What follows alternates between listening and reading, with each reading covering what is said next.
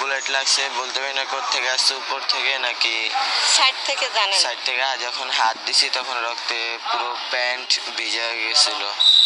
এমনকি আমার এই বুলেটটা এখন আর বাইরে হবে না, এটা ভিতরেই থাকবে। এটা বাইর করলে ভালো হবে না?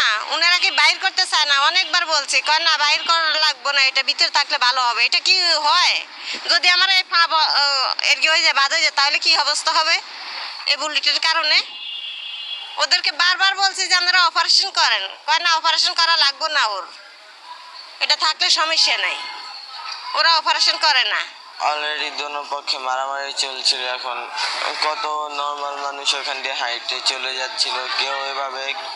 এখন যাদের মধ্যে মারামারি তারা তো আহত হচ্ছে না, যারা আশেপাশ দিয়ে যাচ্ছে তারা অবশ্যই আহত হচ্ছে। ওইখানে কোনো আমার সাথে আমাদের এলাকার ছোট একটা বাচ্চা ছিল, ওইখানে ঘাড়ে গুলি লাগার কারণে ওখানেই মারা যায়। হসপিটালে ওর লাশ এখনো নিয়ে যাওয়া হয়নি।